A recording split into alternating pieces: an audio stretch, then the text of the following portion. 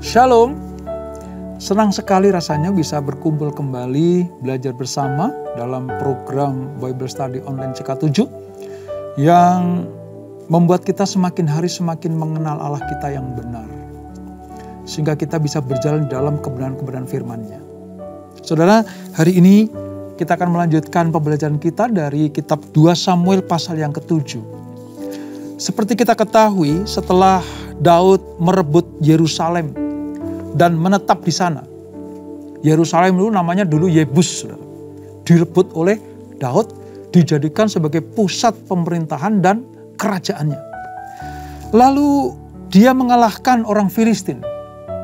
Ingat ya, Filistin adalah musuh besar. Yang pada perakhir kitab 1 Samuel itu membunuh Saul dan Yonatan. Ya, mampu dikalahkan oleh Daud. Lalu tindakan yang spektakuler lagi adalah memindahkan tabut Allah ke Yerusalem. Ini sebuah pencapaian yang luar biasa. Secara politik, kenegaraan, Raja Daud adalah raja yang sukses luar biasa. Tapi secara rohani juga, dia mampu membawa tabut perjanjian Allah itu ada di kota Yerusalem. Di Yerusalem sebagai pusat pemerintahan Daud, sekaligus tempat pusat keagamaan bagi orang Israel pada waktu itu. Nah, apa selanjutnya saudara yang akan dilakukan oleh Daud ketika dia sudah membawa tabut Allah ke Yerusalem? Di pasal yang ke-7 kita akan tahu jawabannya. Namun lebih daripada itu, mari kita datang kepada Tuhan terlebih dahulu. Kita minta Tuhan mengurapi kita, menjamah kita, supaya firman ini sempurna kita ketahui dan kita taat melakukannya. Kami datang kepadamu Tuhan, kami datang kepadamu ya Yesus.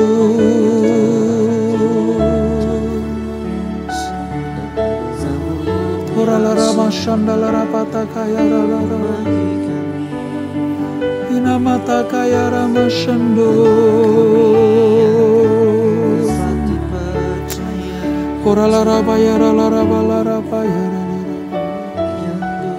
Terima kasih Tuhan Yesus.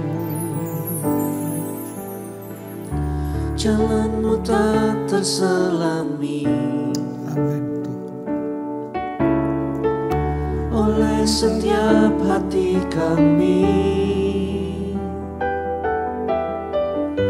Namun satu hal ku percaya, ada rencana yang indah, tiada terduga kasih-Mu, heran dan besar bagiku. Arti kehadiran-Mu selalu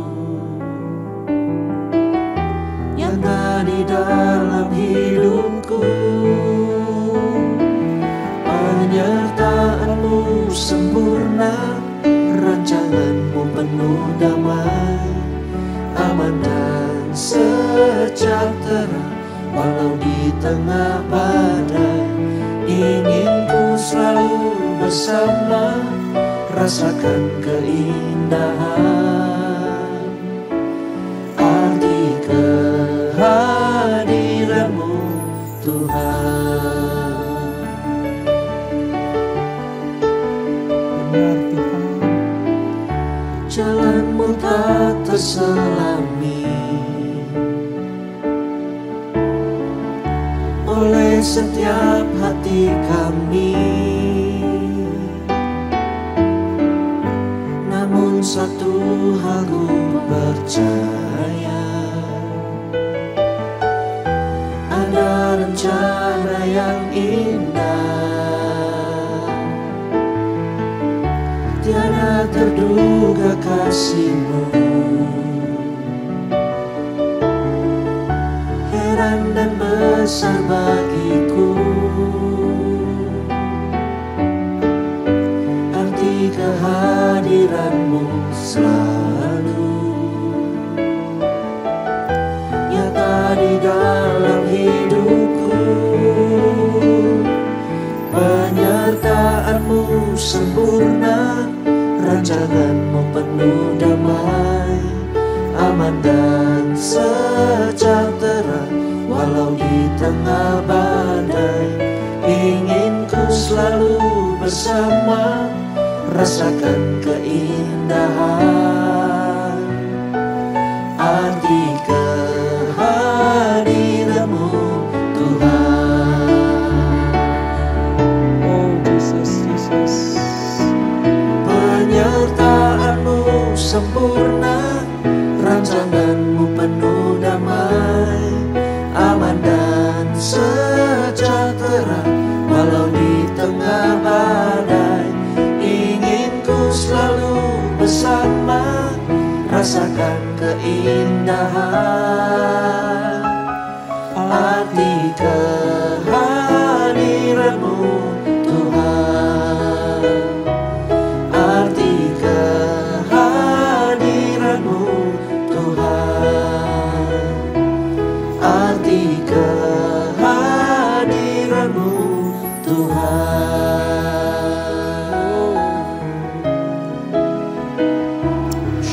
Penyertaan-Mu sempurna Tuhan, dari waktu ke waktu, dari musim ke musim, tak pernah habis-habisnya kebaikan-Mu, rancangan-Mu, rancangan-Mu Tuhan, indah bagi kami, dan sempurna bagimu,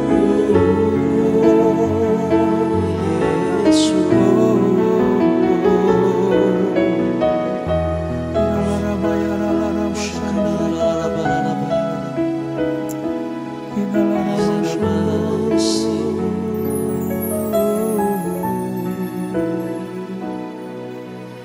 Takkan ragu ku berjalan di dalam lembah yang gelap. Ku tak takut, sebab Engkau besertaku.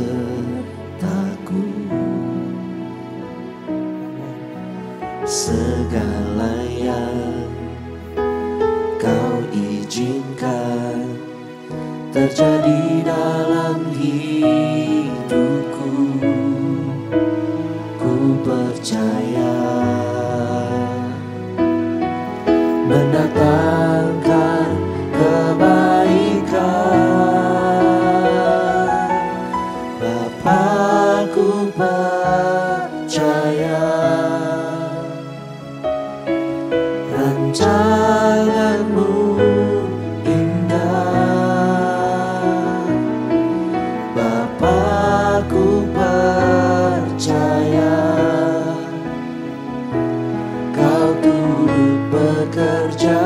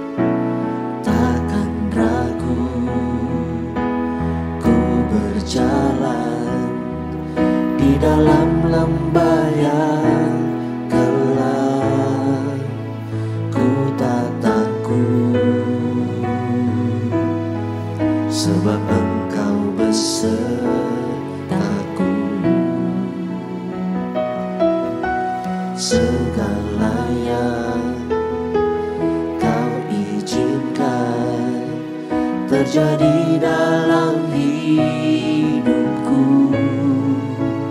Ku percaya mendatangkan kebaikan.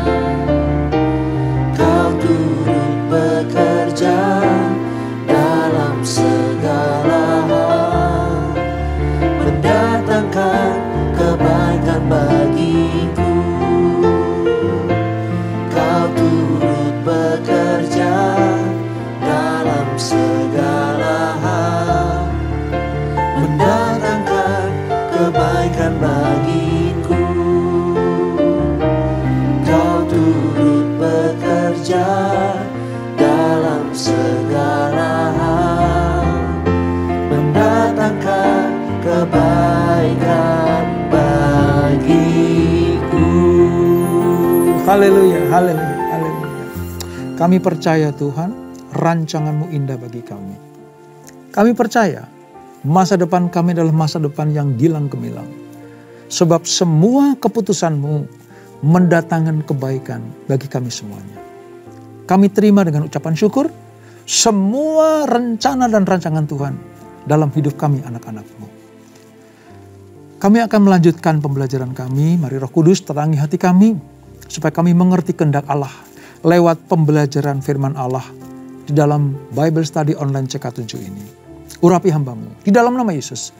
Mari yang siap belajar firman Tuhan, sama-sama kita katakan amin. Nah saudara, di dalam 2 Samuel pasal yang ke-7 ini, kita akan mempelajari bagaimana rencana Daud untuk membuat sebuah tempat di mana tabut Allah ada di situ. Tetapi Allah memiliki rancangan di luar itu semuanya. Ya, nanti tabut Allah akan ada di sebuah bait suci. Tetapi bukan masa Daud yang membangunnya. Nah Allah lebih dari apa yang direncanakan oleh Daud, Allah sedang mempersiapkan sebuah berkat bukan hanya bagi pribadi Daud, tapi juga bagi keluarga dan orang Israel pada khususnya. Mari kita lihat berkat apa yang Tuhan siapkan untuk Daud dan keluarganya, termasuk kerajaannya. Pasal yang ke-7, Perjanjian Lama halaman 336, 2 Samuel pasal 7. Demikian firman Tuhan. Janji Tuhan mengenai keluarga dan kerajaan Daud. Ayat 1 sampai dengan ayat yang ke-17. Kita baca saudara. Ketika raja telah menetap di rumahnya dan Tuhan telah mengaruniakan keamanan kepadanya terhadap semua musuhnya di sekeliling, berkatalah raja kepada Nabi Natan, "Lihatlah, aku ini diam dalam rumah dari kayu aras, padahal tabut Allah diam di bawah tenda."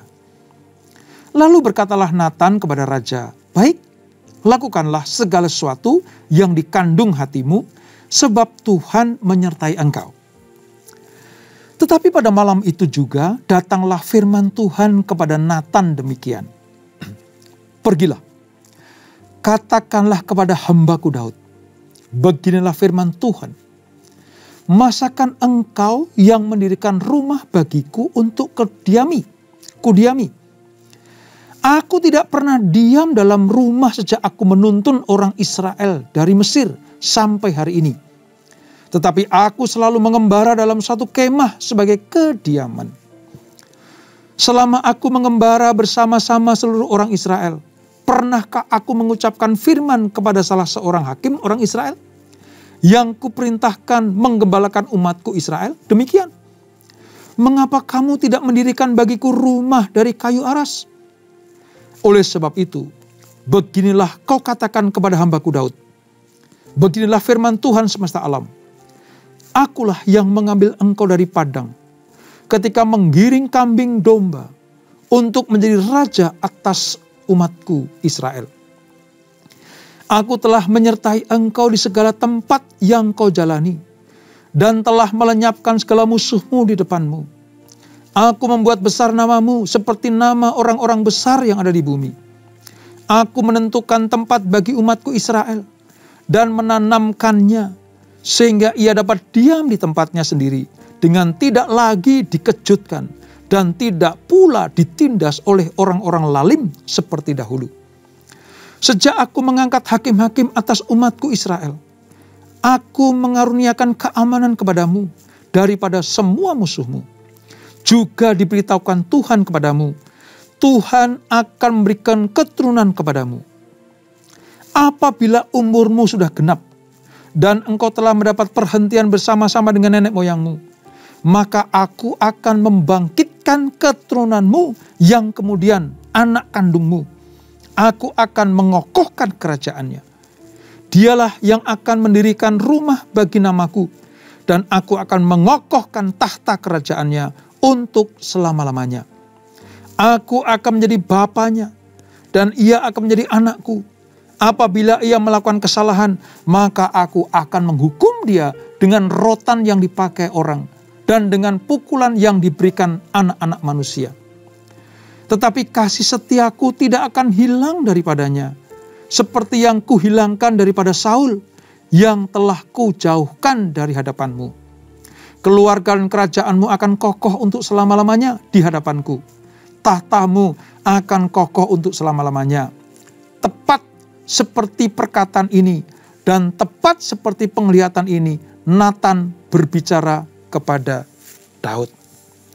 Saudara, tabut Allah itu lambang atau tempat kehadiran Allah di tengah-tengah umatnya Israel pada waktu itu.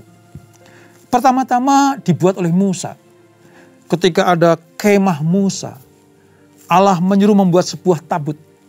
Di dalamnya ada 3 benda yang bersejarah. Yang pertama adalah mana, ya, lambang kehadiran Tuhan. Lalu di situ juga ada 10 perintah Allah, ya, hukum-hukum Allah, dan tongkat Harun yang berbunga. Sepanjang perjalanan Israel, sejak zaman Musa, sejak ada kemah Musa atau tabut Allah itu selalu dibawa orang Israel. Selalu, kemanapun orang Israel ada, tabut harus ada. Karena disitulah Allah hadir. Nah, pada peristiwa ini, Daud sudah membawa tabut Allah ke Yerusalem. Daud punya impian. Daud punya cita-cita. Sadar bahwa rumahnya mewah luar biasa. Dari pohon aras, kayu aras, saudara. Itu terkenal sekali. Dan yang paling terkenal itu alas Libanon, ya. Aras kayu Libanon itu luar biasa. Nanti kalau kita pelajari berikutnya, istana Salomo itu kebanyakan kayunya dari aras Libanon itu. Itu lambang kemewahan, lambang keindahan sebuah bangunan. Daud sadar rumahnya, istananya demikian hebatnya. Tetapi Daud melihat bagaimana tabut Allah hanya ada di sebuah tenda. Tabut Allah hanya ada di sebuah tempat yang bisa dipindah-pindahkan. Nah, Daud punya inisiatif ingin membuatkan sebuah rumah atau tempat permanen di mana tabut Allah bisa ditaruh di situ. Nah, Daud punya pemikiran begini, biarlah tempat yang permanen ini melebihi keindahannya dari istanaku. Karena selayaknya lah tabut Allah, kehadiran Allah Israel itu selalu ada di tempat yang layak. tidak di tempat tenda seperti ini. Rencana Daud ini disampaikan kepada Nabi Nathan. Dan Nabi Nathan berkata, baik, ayat 3 itu. Lakukanlah segala sesuatu yang dikandung hatimu, sebab Tuhan menyertai engkau. Ini sebuah cita-cita yang luhur sebenarnya. Sebuah cita-cita yang baik. Dan saya kira pantas dilakukan oleh Daud. Daud tidak mau disebut sebagai orang yang aji mumpung, mumpung berkuasa, istananya dibuat semegah-megahnya. Tetapi rumah Tuhan ditelantarkan begitu saja. Bukankah itu rancangan yang baik? Daud tidak mau hanya memperkaya dirinya saja dengan lambang istana yang terkenal di mana-mana. Lalu rumah Tuhan kok di tempat tenda seperti itu? Maka inisiatif Daud ingin mendirikan tempat permanen. Bukankah layak juga pemikiran seperti itu? Tetapi di tengah-tengah malam ketika Nathan masih tidur, Tuhan berbicara langsung kepada Nathan. Sampaikan kepada hambaku Daud. Kapan aku minta manusia bikin tempat supaya aku hadir di tabut Allah itu? Nggak pernah. Sejak mereka berjalan dari Mesir, keluar dari Mesir, padang gurun sampai masuk ke tanah perjanjian.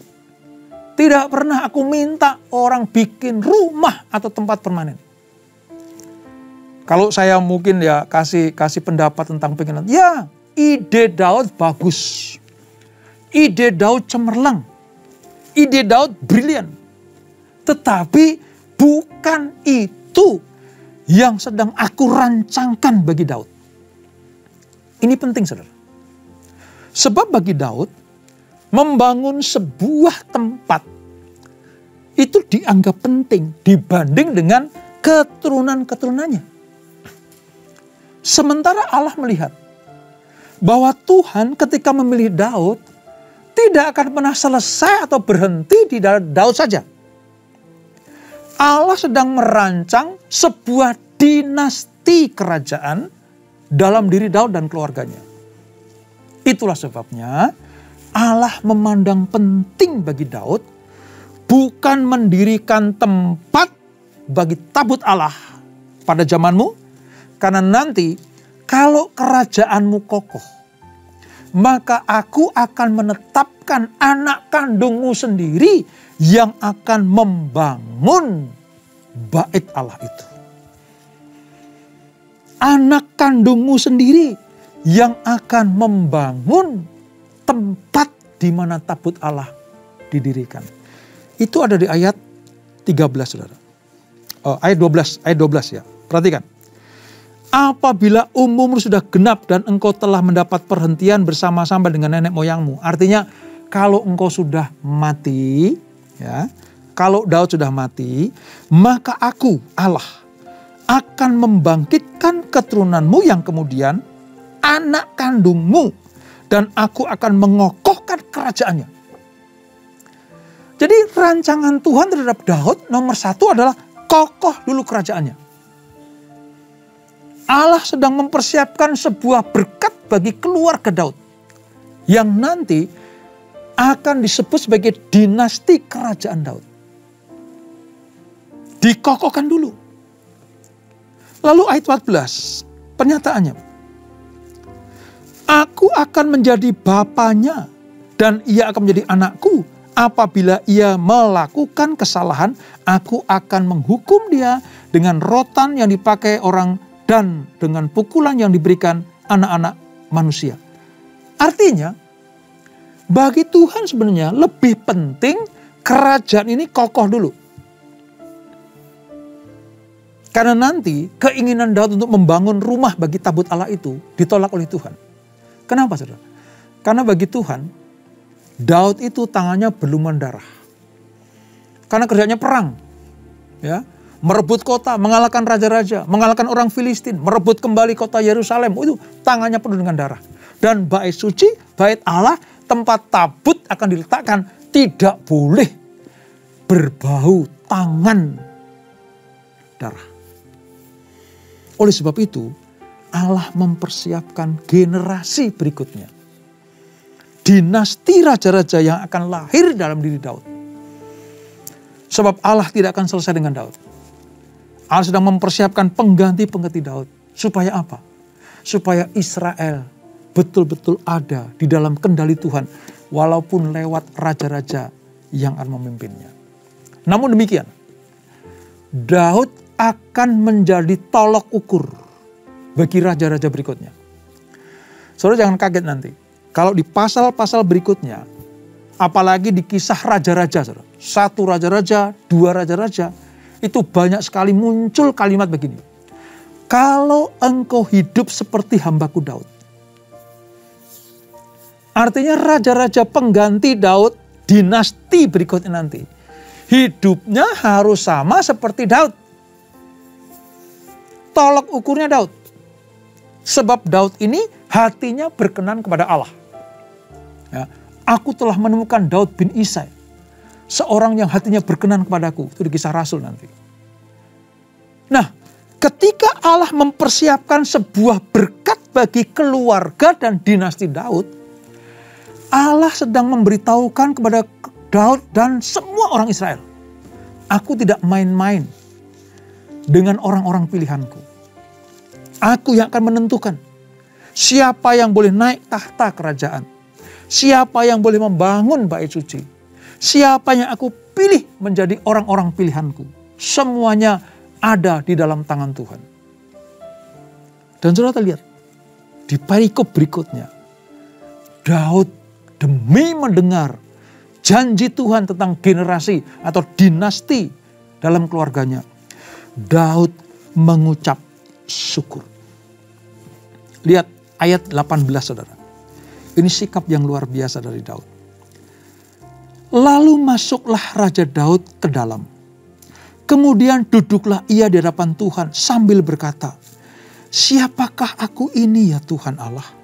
Dan siapakah keluargaku sehingga engkau membawa aku sampai sedemikian ini? Ini sebuah pengakuan dan ketaatan Daud.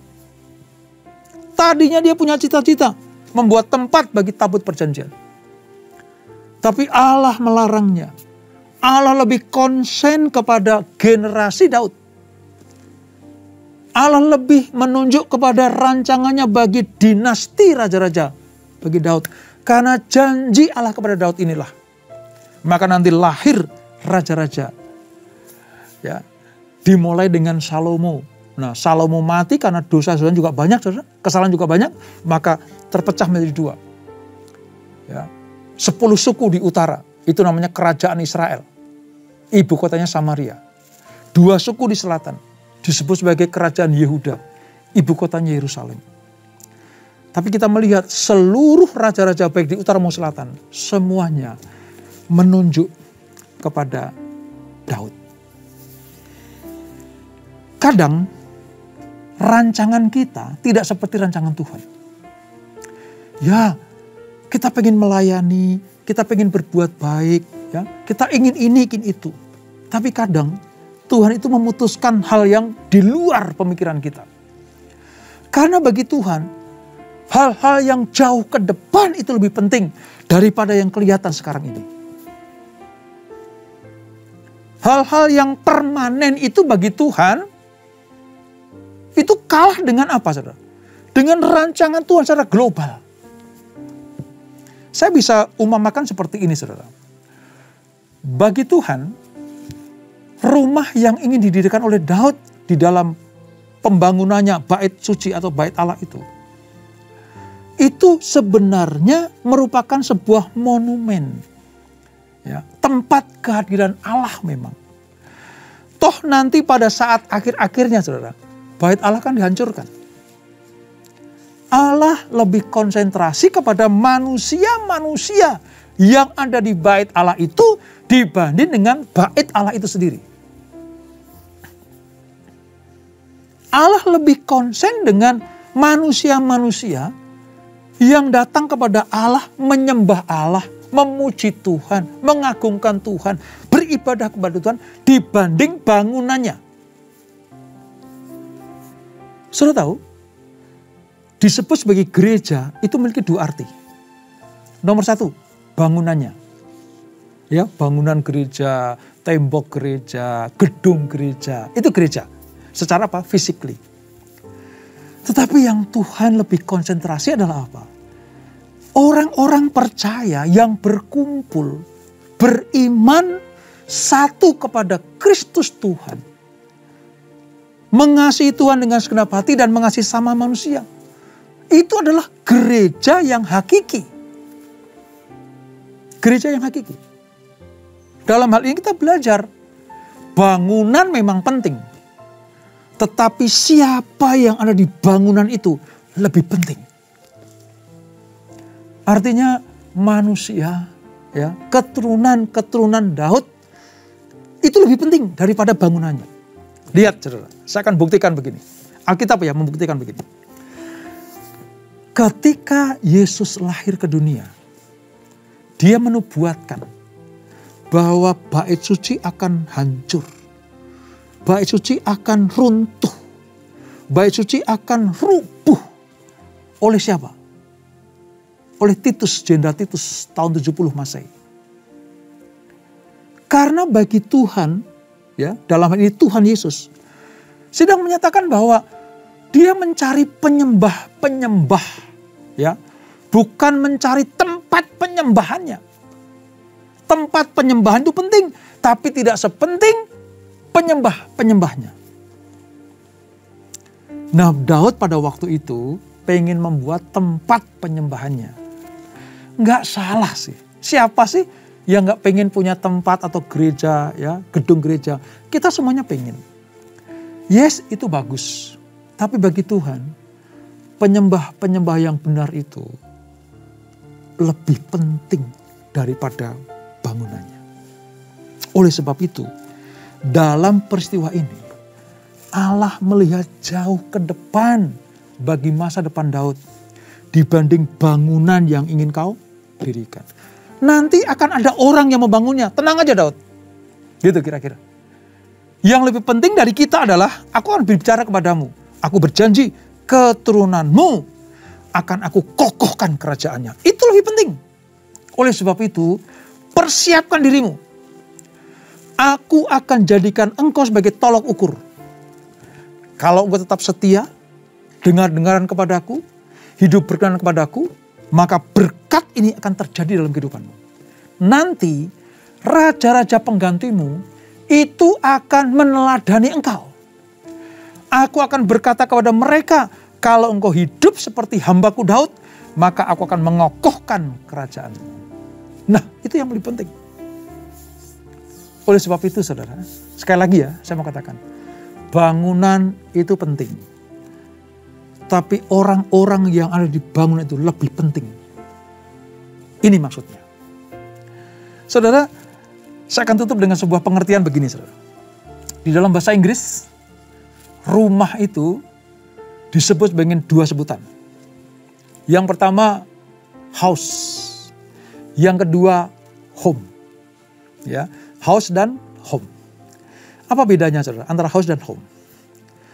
House itu bangunannya, material bangunannya, temboknya, lantainya, marmernya, ya, gentengnya, kayunya, ya, hiasannya, kolam renangnya, itu house. Dibangun dengan sungguh-sungguh, dengan mentereng, dengan megahnya. Nggak salah sih. Selama biayanya, ya, uangnya dari hal yang benar. Tuhan tidak pernah melarang anak-anaknya bikin istana. Nggak ada yang melarang. Kalau itu dipergunakan untuk memperolehkan nama Tuhan. Nah, itu baru house. Tetapi rumah bisa disebut sebagai home. Apa itu home? Home itu adalah spirit keluarga yang tinggal di dalam house. Spiritnya apa? Benar di hadapan Tuhan. Mengasihi samanya. Keluarga saling mengasihi satu dengan yang lain. Suami mengasihi istri, istri hormat kepada suami. Anak-anak hormat kepada orang tua mengasihi anak-anaknya. Itu namanya spirit home. Nah, banyak orang, saudara, sekedar membangun house-nya. Membangun house-nya dengan mentereng. Dengan kayu aras, nggak berdosa kok. Tapi jangan lupa ciptakan spirit home di dalamnya. Jangan sampai hanya sekedar mentereng house-nya, lupa spirit home-nya. Makanya yang terkenal kan ada bukan peribahasa ya, sebuah kalimat yang home sweet home. Kan gitu ya saudara. Saya belum pernah dengar tuh ada house sweet house. Kenapa? Karena bisa saja orang gak punya house, tapi spirit home ada di dalamnya. Bisa saja orang tinggal di kontrakan, house-nya itu kontrakan, tapi spirit home-nya ada di dalamnya. Ada kasih mesra, ada kerukunan, ada unity, itu namanya spirit home. Oleh sebab itu, jangan hanya membangun house-nya, tapi ciptakan home di dalamnya. Seperti yang Tuhan ingin katakan kepada Daud, membangun house-nya itu mudah, tapi aku mengokohkan kerajaanmu. Home di dalamnya itulah yang lebih penting. Makanya Daud sangat bersyukur, siapakah aku ini Tuhan? Sedemikian engkau mendandani aku. Sampai bukan hanya aku saja, tapi sampai kepada keturunanku. Belajar dari tempat ini, dari kisah ini saudara, mari setialah kepada Tuhan. Perkara kebutuhan jasmani kita, Allah pasti akan mencukupkan. Tapi lebih daripada itu, mari persiapkan home kita ini, tubuh kita ini untuk dipakai Tuhan dengan luar biasa. Sampai kepada keturunan kita akan dipakai dengan luar biasa oleh Tuhan.